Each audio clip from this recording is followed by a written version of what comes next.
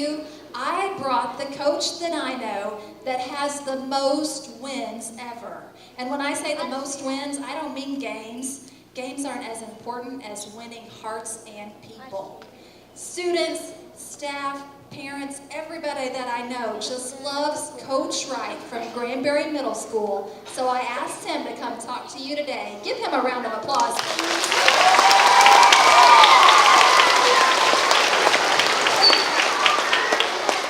Good afternoon. I'm Coach Wright with GMS. Been in Granbury for about 14 years now. Fourth and fifth graders, good luck on your test. I know if they let me make the test, it would be a lot more fun. Like one of the questions I'd probably put on there would be, what the math book say to the pencil? Anybody know? Sure have a lot of problems. Now, wouldn't that be a better question than some of the ones you're going to get? Or, how about this question? Why do the birds fly south in the wintertime? There's migration, but why do they fly? Oh yeah, there you go. See, you got that question right. It's easier than walking. Here's one right here. See if you can answer this question right here. Why do fish swim in salt water?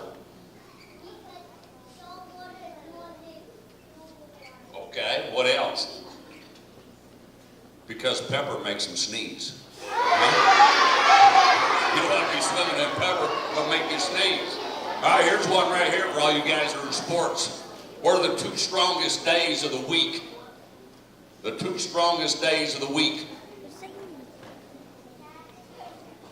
Saturday and Sunday, there you go. Why? Because all the other days are weekdays. Got that?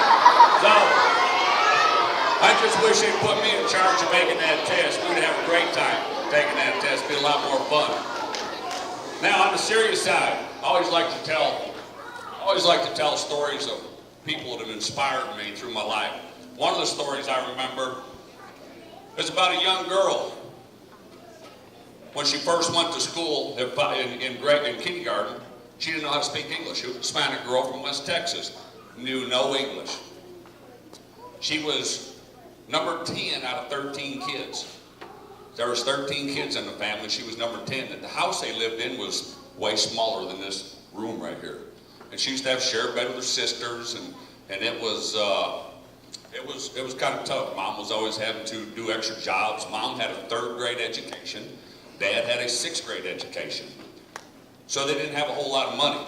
Mom used to have to make her clothes because they couldn't afford to go to Walmart or any other place to buy clothes. So she always Mom had to make the clothes for when they went to school. Well, her situation wasn't good. But she can remember at one point in her life when she was in junior high that she got a report card.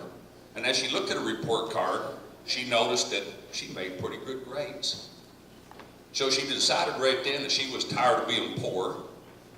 She was tired of living in the situation that she was in. And she decided that she was going to focus on being smart and doing the best she could in school because she wanted a better life for herself. She didn't want to live poor either. So she started studying, she started working. She stayed after school, worked with her teachers, did all the stuff that she needed to do, started making good grades. All through high school, she worked hard, started making good grades. And then when she got to be a senior, she graduated number 1 in her class.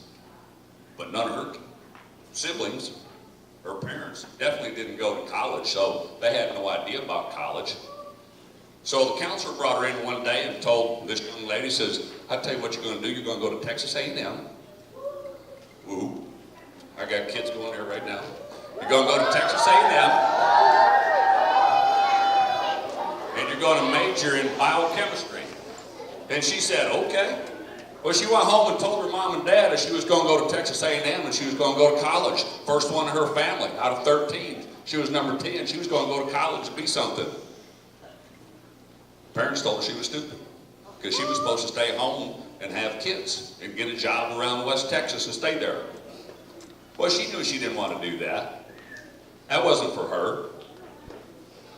So she got a summer job, saved up some money, took out some loans on her own, got bus fare, and when it was time to go to college, she packed up her bags, got on the bus, Drove 2 days on the bus to get to College Station.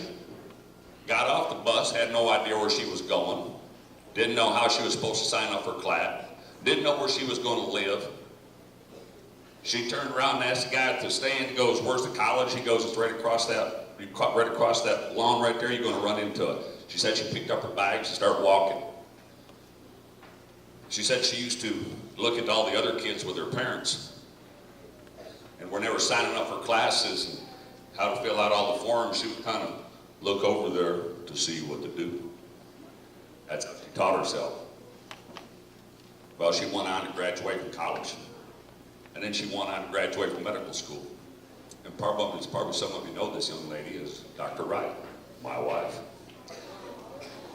She is a very successful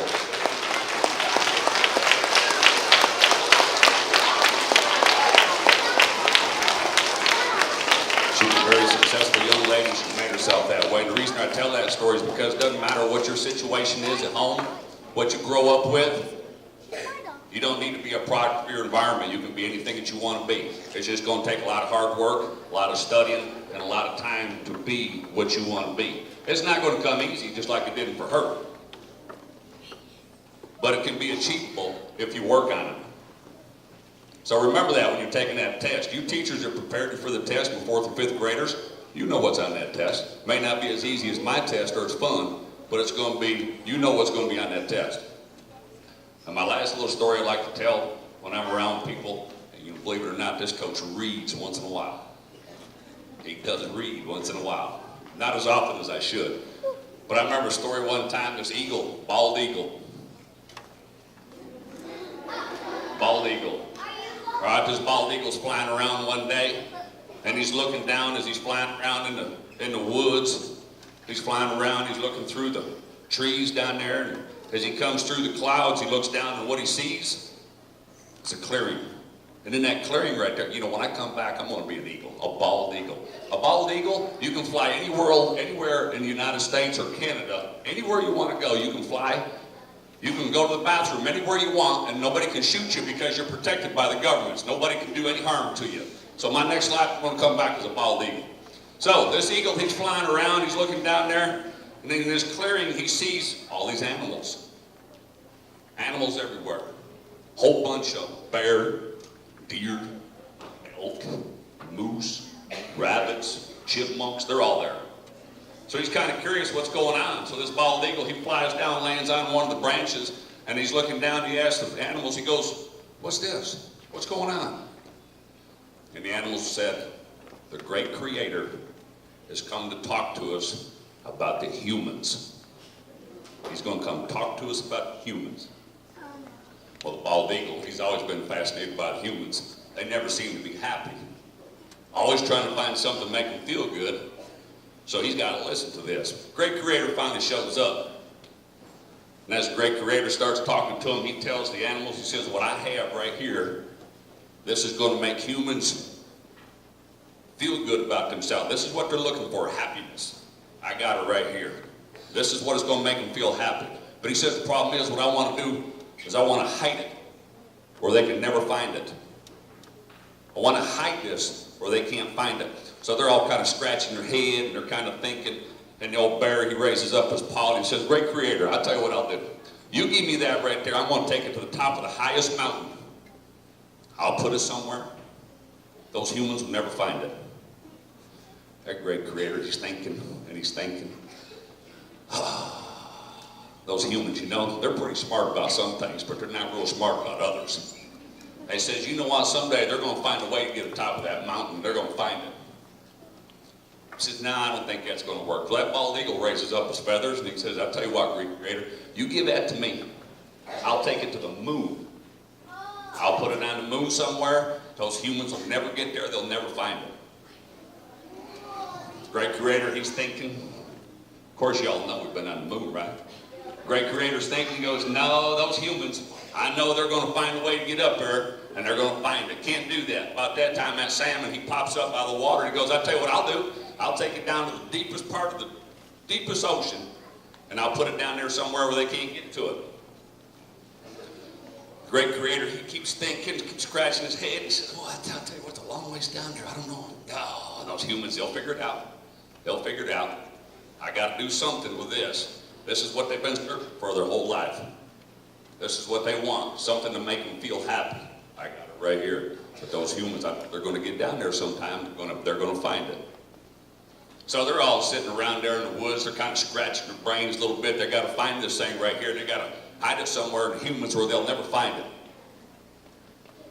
And all of a sudden, as they're all standing around, coming up out of the ground's a mole.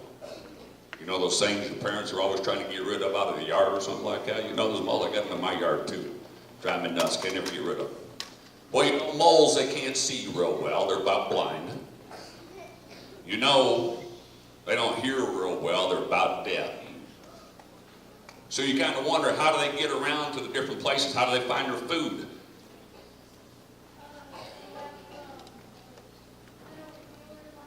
They got little feelers.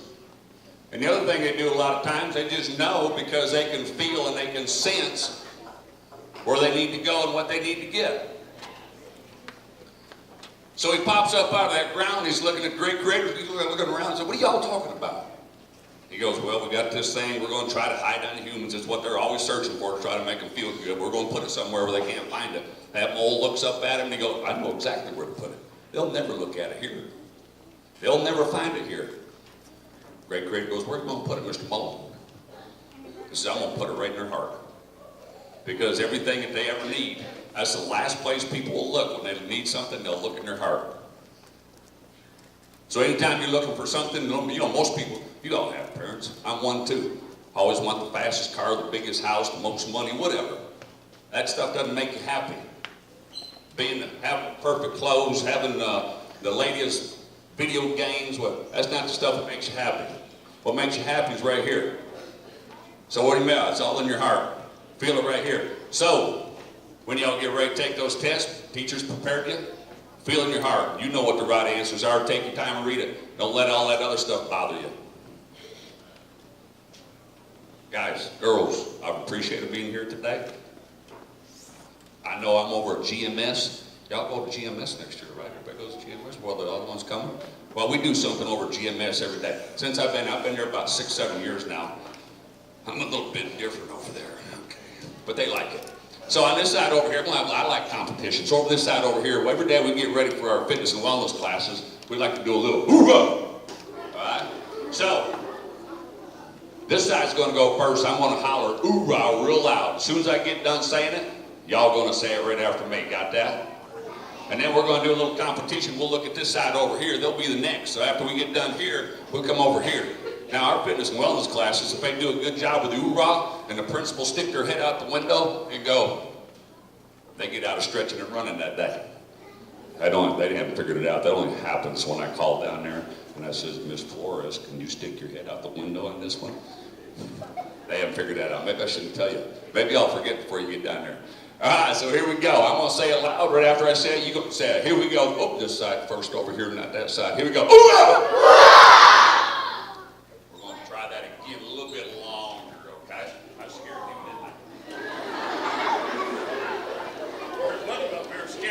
Going to jump up, hit me in the chin. That scared you so much. All right, we're going to try that again. Here we go. Little arm. Hoorah! That's good. Okay, give me that right there. Okay, now we're going to try this side over here. Hoorah!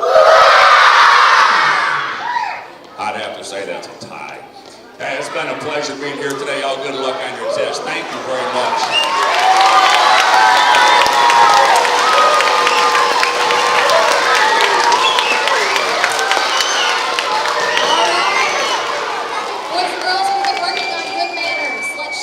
Wright, what do